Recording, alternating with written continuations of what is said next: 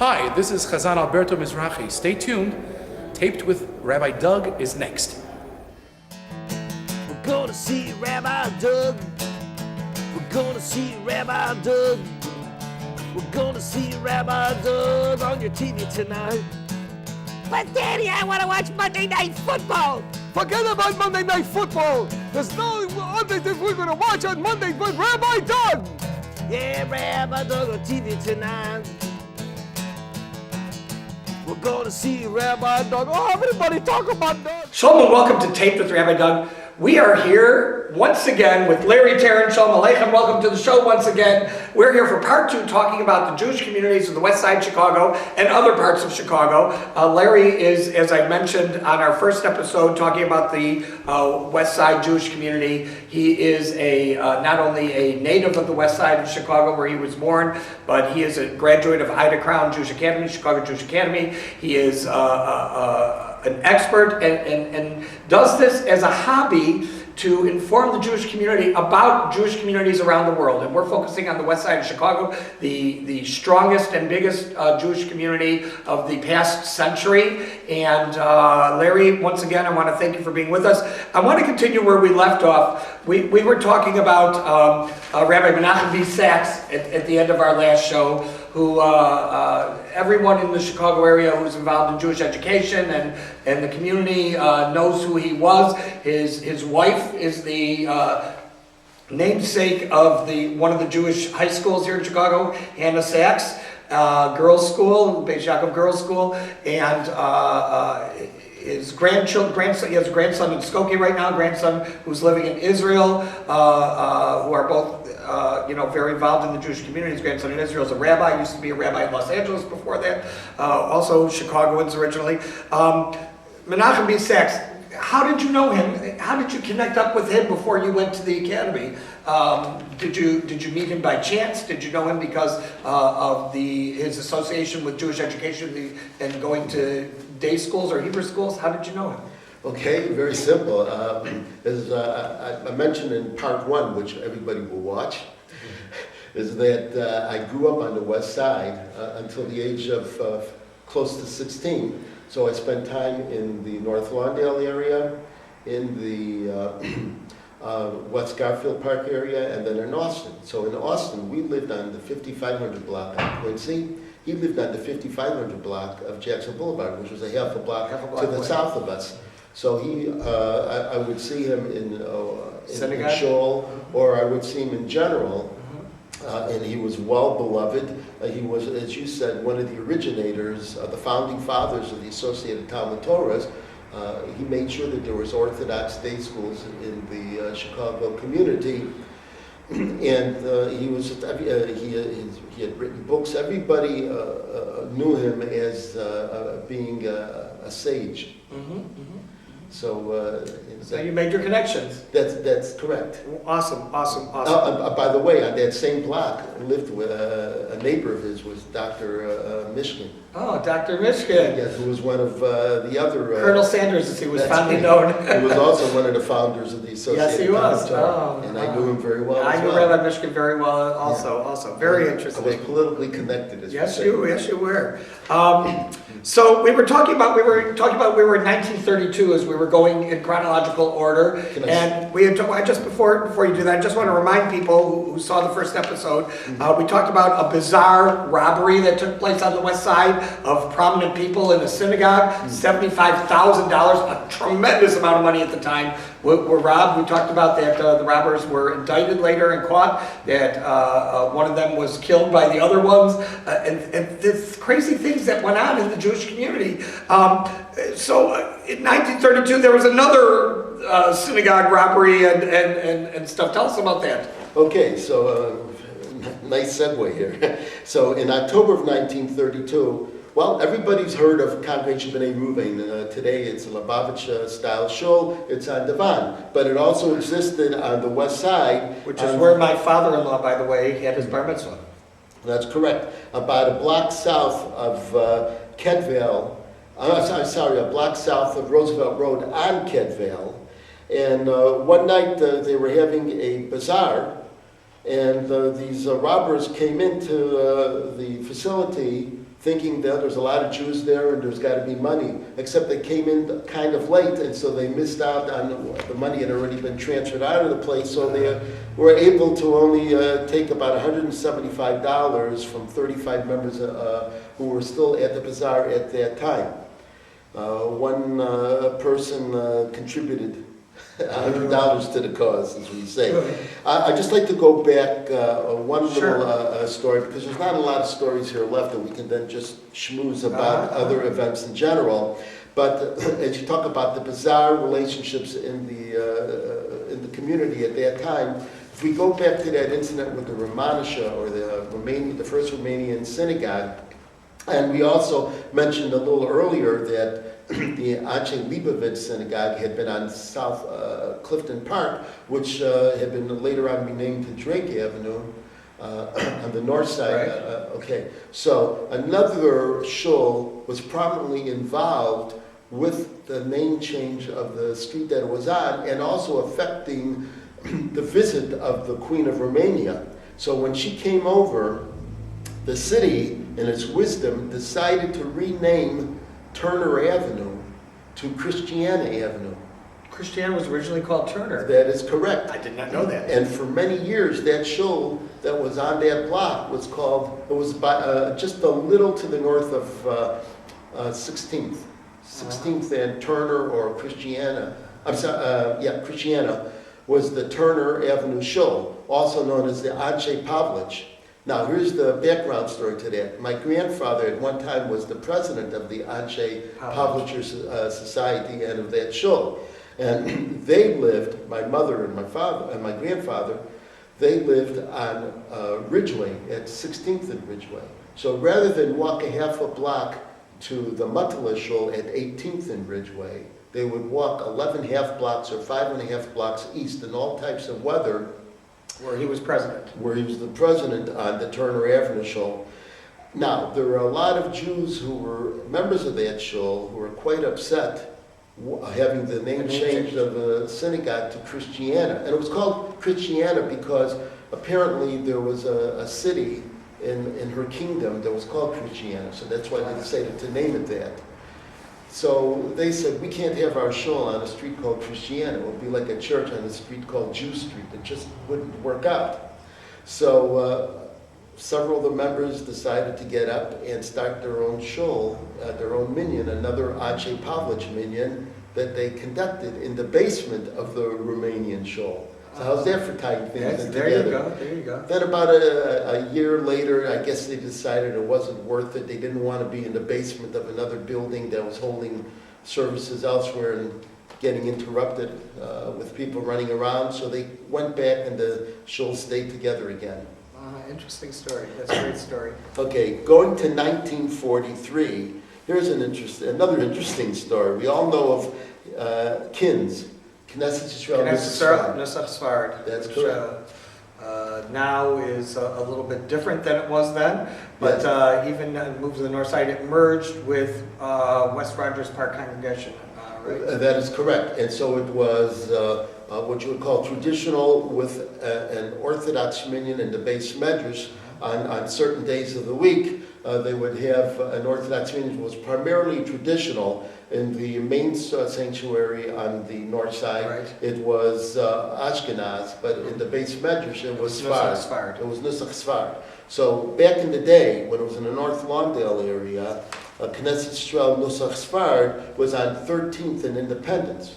And the building still exists. I believe I have a picture to show. And it was across the street from where I lived when I was about a year to about 2.5 years old. So there was a rabbi of that shul for about 20 years until December of 1943. His name was Rabbi David Kaminker. And he was marrying off his daughter downtown in the Midland Hotel, which doesn't exist anymore. But the Midland Hotel in the day was a place where probably a great deal, if not the majority, of Jewish weddings took place because it was kosher catering in the Midland Hotel. So this was a very well-known hotel in the Chicago area and a location of simchas very often. Okay, so he added that. That was something I didn't. That was on Adams. Oh yeah, big. Okay. So what happened is, in the middle of doing the Sheva brachas, the 7 blessings that the rabbi does for the bride and groom to complete the ceremony before he steps on the glass bulb, he keeled over and died. The Heart attack. Yes, the bride was just totally, couldn't believe what was going on, and the bridegroom was obviously also perplexed, and there was 150 guests present. So they continued the ceremony in another room with the shamus, or the sexton of the synagogue, Rabbi Lazer Berman, and the cantor of Anshe Emet synagogue that had been hired, I guess, for the occasion. How's that?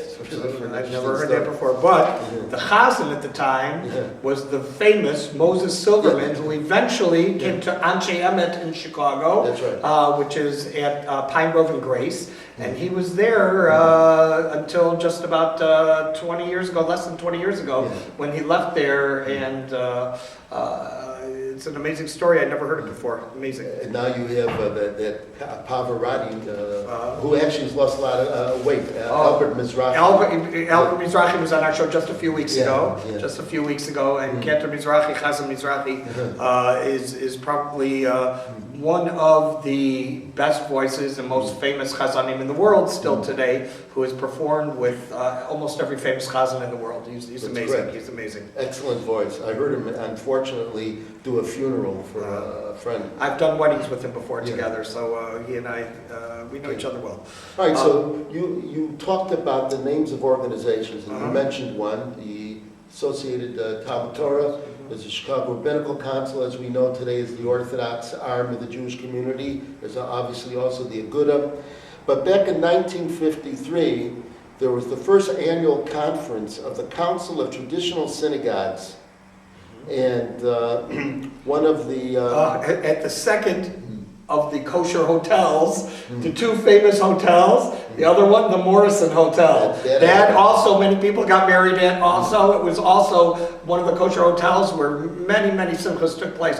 These 2 hotels were where the Jewish community really shared their hotel simchas and conventions. And no longer existing. Neither existing. That's right. And the storyline here mentions the different people who were involved in the organizing of this event and would be speakers, and they came from all over. And notice the stress on the word traditional, because the Orthodox shows then knew that they had to open up, and even if it didn't mean a fellowship or a brotherhood with the Reform contingency, they did try to do it with the traditional synagogues.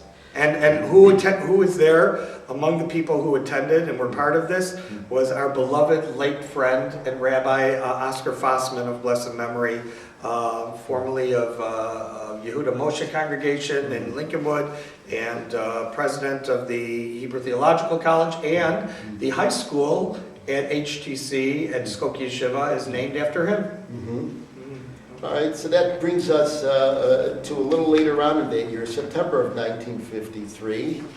And let's just, again, step back and look at what was going on in the Jewish community at the time. Already there was somewhat of a demographic change going on. There's no hiding the fact. After the World War II, in the late 1940s, beginning of the 1950s, there was somewhat of a transition in the neighborhood. But there were still synagogues operating there.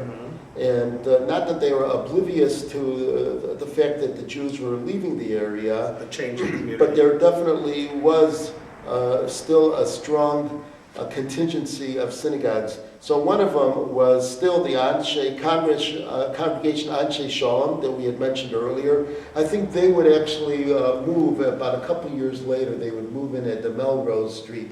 But they still maintained a branch at this location here on Independence Boulevard. And in the Rosh Hashanah and Yom Kippur services of 1953, who was the... Rabbi Ben Zion Kaganoff of blessed memory, my dear former colleague and partner in where I used to be rabbi at my first pulpit, really full-time pulpit, was at Congregation Ezra Israel with Rabbi Kaganoff, the two of us together, as I took on the Orthodox synagogue there, and he was with the traditional synagogue. And of course, he became the rabbi after this incident. He became, after this time, he became, after covering at Anshe Shalom, the rabbi of Congregation Ezra Israel when it was in Humboldt Park, when it was on the near north side. That's correct. Yeah. And notice here, who was the cantor hired for the services? 4 lines down. Cantor Farkas, who also came to Ezra Israel here when in West Rogers Park. He was the first full-time chazan there. So they were like a wrestling team. Yeah. Wow, this is great. That's a great story. I love it. Yes, and the next paragraph points out that for the 19th year in a row, the rabbi, the cantor at Congregation Knesset Israel, Nusach Sfard, Kins, was who? The famous Pinchik, who was maybe the most famous cantor on the west side. At his That's time, right. yeah, absolutely. Now, as I said, we know that there was a transition occurring in that area by the early 1950s, and in July of 1954, probably the first prominent synagogue in the area to pull up stakes and actually close down was The Romanisha. the Romanisha, the first Romanian congregation, and they sold to a 29-year existing Baptist church, which would take over, and it was called the Stone Temple Baptist Church, and it was in honor of their pastor, Reverend J.M. Stone. Wow. I always wondered how Jewish law and halacha went with selling these properties, something that always baffled me. Yeah, every single building that still exists on the North Lawndale, Pretty much a church. Austin, West Garfield Park, they're all churches. And that goes, by the way, that not just there, that goes for Albany Park as well, and the south side of Chicago as well. So Except for one. South Shore congregation is now I don't know what they call the Black Hebrews, whatever, however they're referred to. Yes, yeah, but that village just but had it is a Jewish congregation But it just still. had a devastating fire a couple of weeks ago. I'm not I even did sure. not even know I'm about not it. sure if they were able to salvage the building or not. I did not know about that. Yes. Wow. By the way, there is one building on the north side that was once a synagogue, and it's now being used by Northeastern Illinois University. Oh, Rabbi Tversky's building correct. on Bryn Mawr and Bernard. That's right.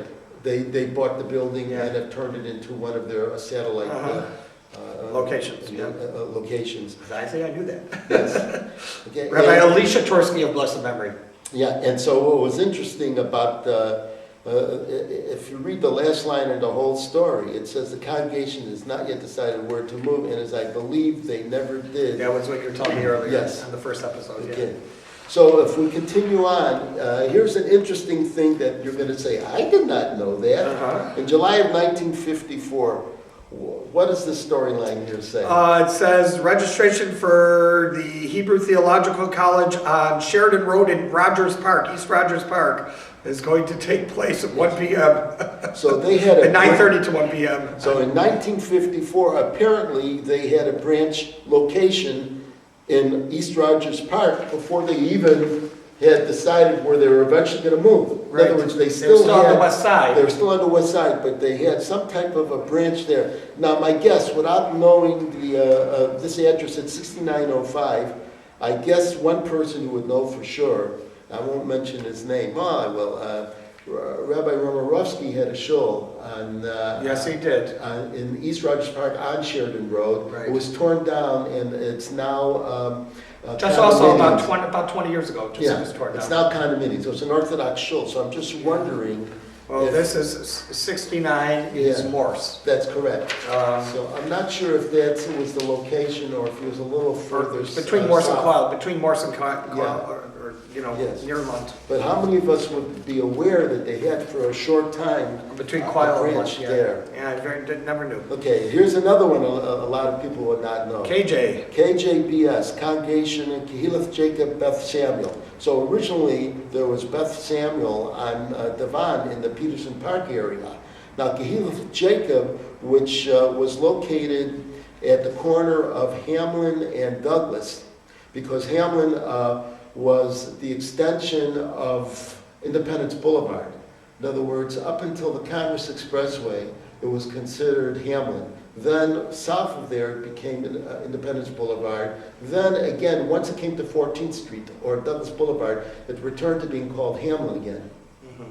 So Keyleth Jacob was at that corner, and they saw the handwriting on the wall, and by the mid-1950s, they were looking to move elsewhere. So they wanted to move... And Arthur and Washtenaw? That is Arthur correct. and Washtenaw. That's correct. I can't imagine. Wow. And there was a big brouhaha by people saying, no, it shouldn't be there, that it would destroy... Residential. Yes, 8 lawyers appeared at the Zoning Board of Appeals to oppose the project. They would not allow it to happen. And some of them said, hey, why don't you go a couple blocks west of California? There's perfect locations for you to build a show. So as we know, history states that they didn't build there, and instead they agreed to merge with Beth Samuel on Peterson... In Lawndale. In Peterson Park. Peterson Park on Devon and Lawndale. Yes. Okay. And so... where yes. it still has the fond name of the founding rabbi in that location, Yes. which was Rabbi Jack French, That's Rabbi French Show. That's correct. We still call it that, Still call it lovingly, as we say. Yeah. Okay, so our next story takes us also in 1955, was that although you had shuls moving all the way to the north side, one shul decided to stay on the west side. I mentioned earlier that Hagro Hebrew Center, Right. Which became Migash Al Hagro in Evanston. that's correct, was forced to leave its site at Congress and Springfield because of eminent domain taken over by the city to build the expressway. So they decided, what were they going to do? So they decided they were going to resist the suburban trend of moving all the way out either to the north or the north suburbs or the northern side of the city. And instead they moved just a couple blocks to the north and one block east to Hamlin, to the 200 block south on Hamlin. They built a synagogue there, and next door a Hebrew school for 160 children at a cost of $212,000. The rabbi again was Rabbi Zayman, who was years later when the synagogue was in Evanston, was the officiating rabbi there too. And so it was interesting how they could stay there. 1 year, I remember as a little kid, while we still lived in West Garfield Park in the late 1950s, we lived on the 4400 block of West Jackson Boulevard, so we moved. My father was hired to be the cantor for the High Holiday Service in their auxiliary building, in the Hebrew School building for the overflow service. Our last story, if we still have time. We have plenty of time. Okay. Our last story, then we can talk in general. Mm-hmm. Our last story takes us to the fact that, as I said, that the Anshe Shalom, even though they had already moved to Melrose, still had a branch location going at their last building on Independence Boulevard. And in 1960, they were still holding services. I was even around there. during this time. Amazing.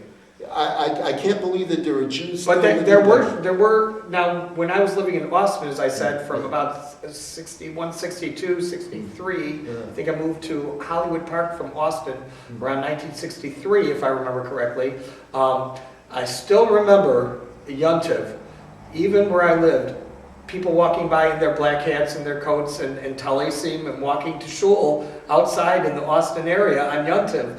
It was Yeah, but that was amazing. Austin. No, I'm saying in Austin. So that was just the trickle going north of Lawndale, of the Lawndale neighborhood. It trickled north into Austin as it trickled north into East Rogers Park and Albany Park and so on. That's true. Well, you also had those who had lived in West Garfield Park who were then also moving to Austin. Right. So just to give you the timeline, we left West Garfield Park in 1959 down to Austin, and we stayed in Austin until the end of August of 1968. So we lived in Austin, you and I lived in Austin at the same time at that time, That's and you stayed actually 5 years after us. That is correct. And so there was still an active Jewish community of 3 synagogues in Austin up until the end of 1968. Wow. You had Rabbi Feinberg, he had the B'nai Israel of Austin on Lotus and Jackson Boulevard.